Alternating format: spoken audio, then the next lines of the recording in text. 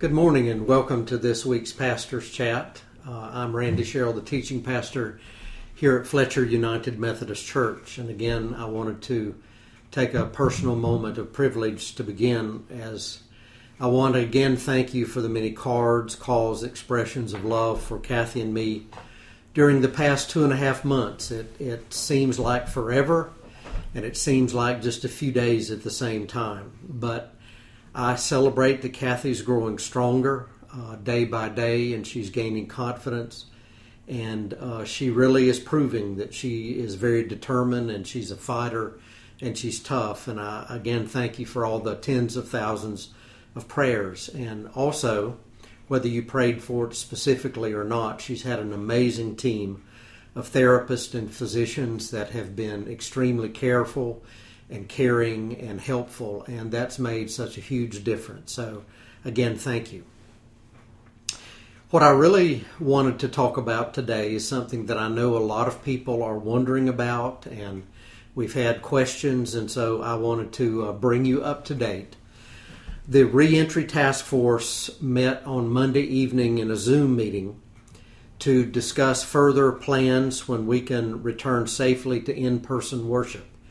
And we had a good meeting, and I'm going to bring you some details, but also I want to remind you that everything is tentative, especially on the time frame as we wait on the decisions of the governor and the bishop and cabinet, but good signs are really happening. We examined your responses to our reentry survey, and I want to say for the team a huge thank you. We had over 100 responses, and if the counts are correct, the information that you gave us, that those responses reflected over 185 unique family members that were under your responses. And we were taking and are taking them very seriously. And we want to get back together as much as you do, maybe even more so. But we're going to continue to be very thoughtful and careful in how and when we do that. We're encouraged by the latest trend lines that have started in North Carolina. You remember that the governor extended the Phase 2 protocols to the second week of September, and the bishop and cabinet have not changed their guidance. So what you're learning, whether you realize it or not, is about different forms of church polity. Now, some churches that are close and in our community are independent or congregational, so they make decisions only for their own congregation.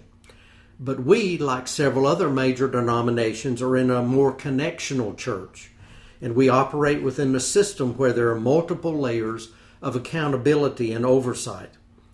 And I know this at times can seem cumbersome, but it also broadens the wisdom, and it ends up helping us to make fewer bad decisions.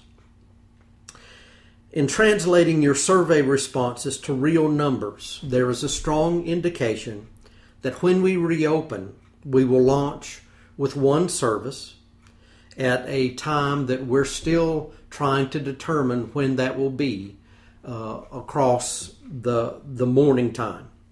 But at least 40% of the respondents to the survey indicated that they would continue online connections at least for a while. And I've shared previously some of the measures that we plan to implement, and your responses have supported these. So let me highlight a few of the things that are currently in the plan. That when we do start in-person worship again, we will only have 2 entry points into the sanctuary building. There will be multiple signs and posters indicating that. A team will greet you just inside the door, and we will get your names. We will be testing temperatures as indicated.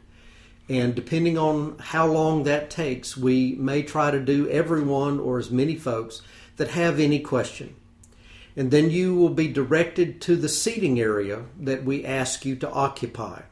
And we're still working on if ushers and assistants will be taking you to specific seats, because again, one of the things that we're mindful of is we want to have people crossing ways with one another, not at all or as little as possible. So we're still working out those details.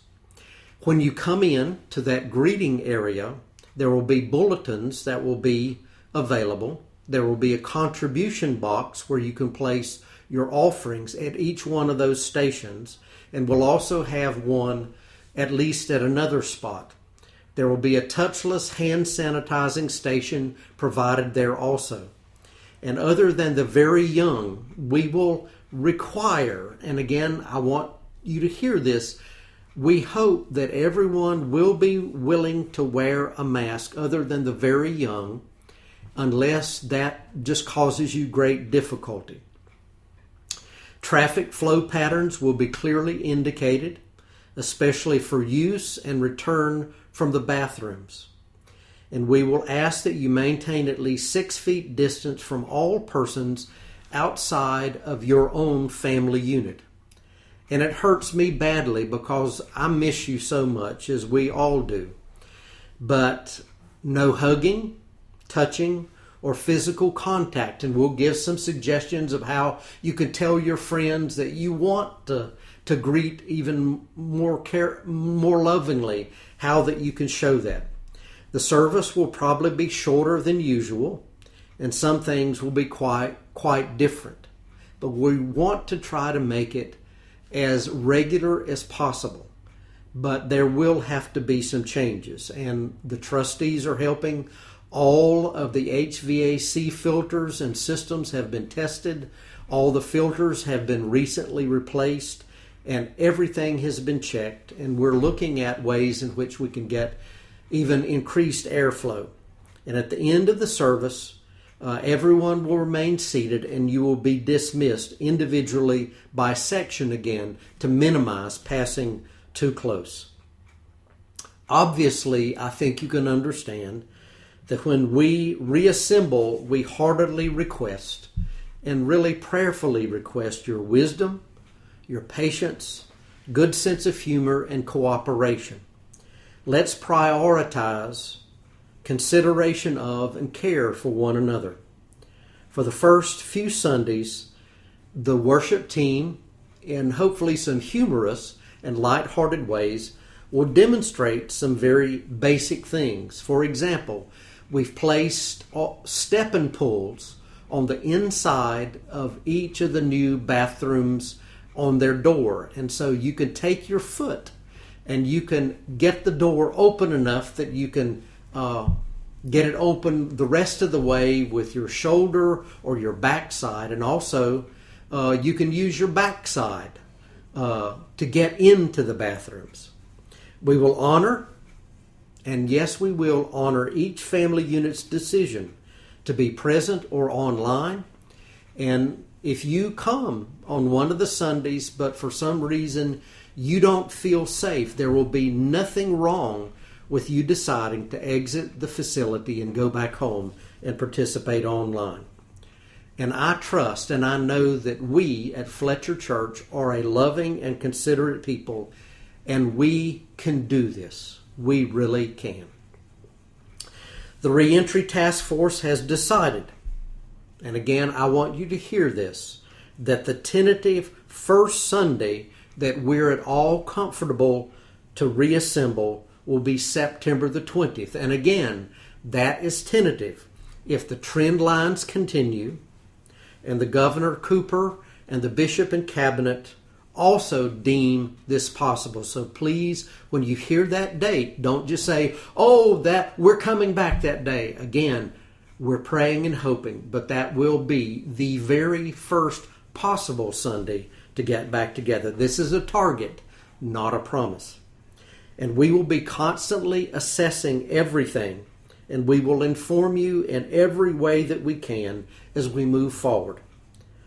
Please continue to pray for our laity leaders and staff, because these are very heavy and very important decisions, and we want to get this right. Thank you, and have a blessed week.